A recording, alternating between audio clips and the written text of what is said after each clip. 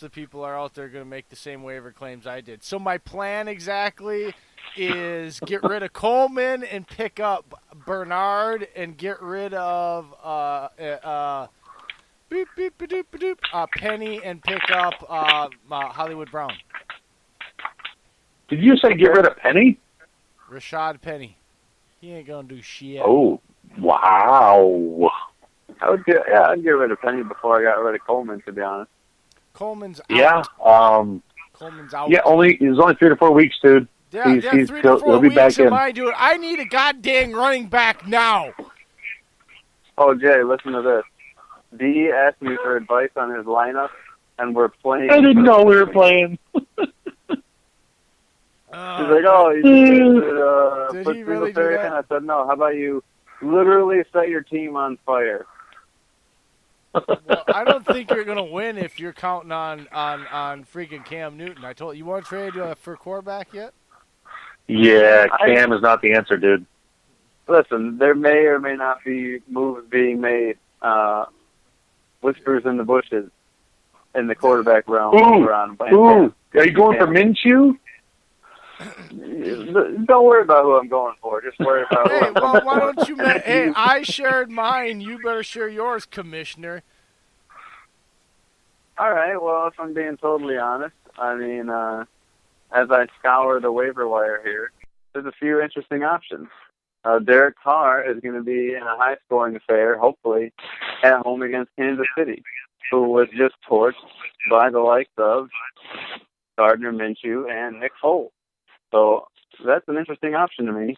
Also on the waiver wire, because we're in a 10-team league, and in 10-team leagues, where I like to draft quarterbacks late because of situations like this. Phillip Rivers is sitting right there for the taking at home. Well, not at home. He's going to Detroit, but we all know what Rivers can do. Destroy Even if Mike Williams doesn't play. Exactly. Look what Kyler Murray did late. Rivers is sitting there, and there's a lot of guys out. I mean, Kirk Cousins is taking on a Green Bay defense who we all know just gives up chunks and chunks of yards. So maybe I'll take on Cousins. Try that one again. Wrong. No, but in all seriousness, we just watched what Dak Prescott did to the Giants defense to the tune of 405 yards and 4 touchdowns. And there sits Josh Allen with his legs and his cannon arms. So there's some interesting names out there. I like Dillon, what I see. who was the highest scoring defense last week?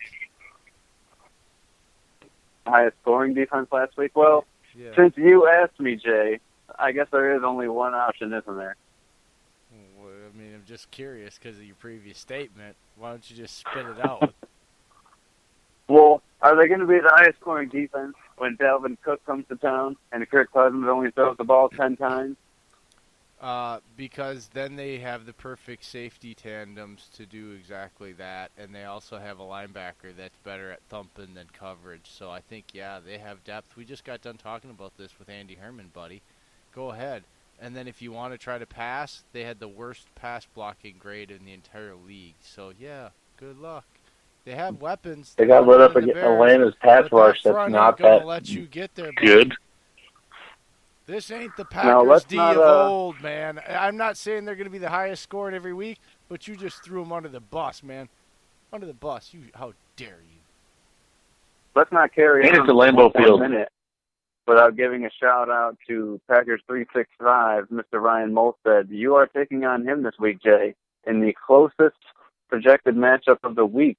He is projected to score 103.8. You are projected to score 103.1.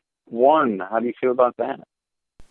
Well, that's before before I add Marquise Brown and, Giovanni Bernard. I'm going to laugh if he gets taken on other waiver wire claims. That's fair. That's fair. I like his lineup. He's got Goff and a shootout against New Orleans. I mean, Josh Jacobs against, we just mentioned Kansas City. I mean, you might be in trouble every time Devontae Adams scores. No, Goff is not going to be in no. Sorry, buddy. No way. And you don't repeat that again? He's not going to be in a high-scoring affair because that defense is going to eat him up. Who's LA playing? I'm playing The Ryan. Saints at home. Repeat that again, guys. Who is LA playing? The Saints. The Rams are at home against the Saints. Oh, yeah. Goff will have some luck against the Saints. I mean, he did pretty well in the NFC Championship game against them. Well, listen, you know Me who I too. really like in this matchup? Former Saint Brandon Cooks. Oh, a little bit of switchery. I like the revenge game narrative. I always have. I always will. Yeah, I could see that, especially since the Saints tried to basically get rid of him. Besides I that, can see that. I have another plan. As much as it pains me, I have another plan because I have another plan. Ooh, okay. I'm not Let's gonna hear tell. I'm not gonna tell you guys though because Ryan's probably. Oh, you listening. son of a gun. And Yeah, he- Ryan will listen Okay. to the show. He listens to every show. and he has Well, my listen, since matchup this week. It is very relevant to your team, Jay, and it's very relevant in the fantasy world in general, so we should discuss it. Tyreek Hill, obviously, going to be out.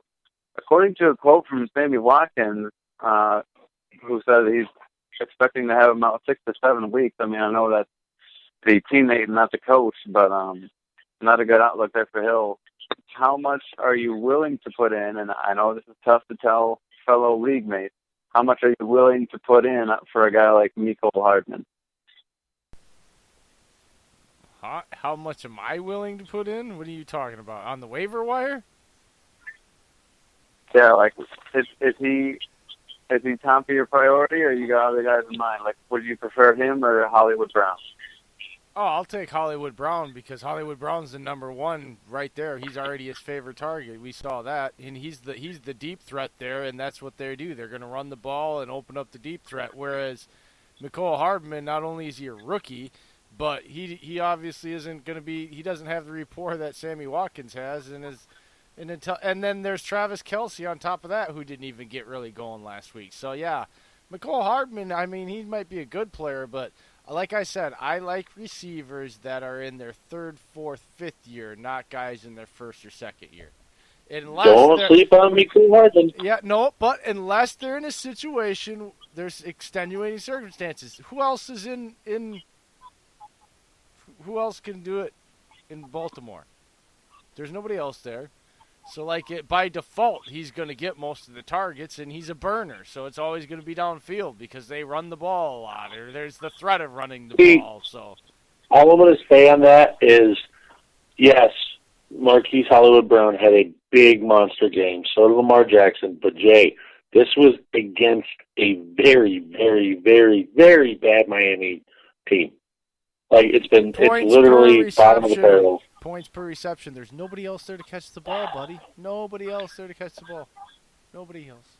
Here's an important stat. It is pretty important to throw in there real quick because I do want to move on to some other stuff. But Hollywood Brown was only on the field for 12 snaps. Now, you can take that as the team really trying to monitor a certain injury that they don't want to flare up again that we should be cautious about. Or you can look at it glass half full and say, wow, look what this guy can do with only 12 snaps. So clearly, Jay, I'm assuming you're on the other side of that argument. It's just points per reception. He's on the field 12 times, but he have 8 or 9 catches. I mean, come on. That's pretty high usage rate. If that's all if that's all it takes for him to get that many catches and score that many points, who cares how many snaps he's on the ball? Because that's a good game, even if a guy's on there for 50 or 60 plays. That's what a good game is for him. So that really means nothing to me when we're talking fantasy-wise. Are you talking analytically? Yeah, completely different story. Fantasy-wise, point per reception? Nah. As long as he's doing that, putting that output, even if it's 6 catches, touchdown, and 80 yards, that's worth it for me. Compared to a guy that got me 3 points and in a hurry. And hey, look, you never know who else might come out there. I'm always willing to make moves depending on the information I get. I ain't stubborn. It's fantasy, man. Speaking of moves, there are moves to be made because of these other big-name injuries. We have Darius Geis likely to miss a few weeks with a knee injury, so everyone needs to be out there trying to pick up Adrian Peterson. Peterson was a healthy scratch this past week, and we all heard that it pissed off a few of the veteran teammates, so I guess we're all going to watch how that plays out this coming week. And then you have Tevin Coleman likely to miss at least next week with an ankle sprain. So if you don't already have Matt Breida, if he's even on the waiver wire, which he shouldn't be, you should definitely be picking up Breida, and maybe even, because Breida gets banged up, pick up Raheem Mostert. Normally number 3 on the depth chart moves up to number 2 this week with Coleman out. Pick up Mostert if he's still out there. You guys want to move on to who balled out and who called out this week? Yeah, go for it. I got someone that balled out. Tell me who balled out. Larry Fitzgerald, the ageless wonder. Larry Legend, did he ever? Tell me about Larry Legend. Larry literally put the receiving corps on his back in the fourth quarter against this Detroit defense, the one that the Lions fans won't shut up about. Yes, I'm talking to you, Detroit fans. You've hyped up this team all off season, and Larry came back, puts back down the bottom of the barrel and said, stay there. This is how it's done. Yeah, against Slay, against Melvin, Coleman, every one of them. I saw those DBs on him, and he literally was getting tackled mid-route, and this guy was catching everything. I cannot remember the last time Larry Fitzgerald went for 100 receiving yards, which he had 113 to be exact. But it was good to see. And not only, he didn't just do a dink and dunk. He was diving all over the place, man. It was great to see him out there. He's in great physical condition. He always has been. So Larry Fitzgerald certainly balled out this week, a guy that we haven't talked about yet, which I can't believe because he set the fantasy world on fire this week, was Mr. Lamar Jackson out of Baltimore, to the tune of, according to Fantasy Pros, an average 33.6 points across all fantasy formats. Lamar went for 365 yards and 5 touchdowns, ladies and gentlemen. I mean, he only threw 20 passes, but he completed 17 of them. That's good enough for 85% completion percentage.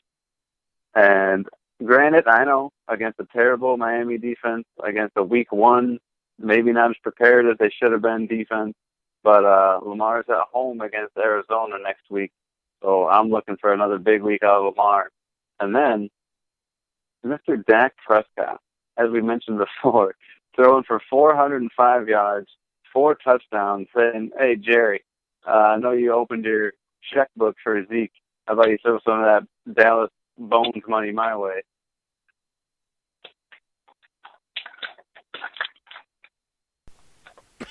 That was who balled out at quarterback anyway.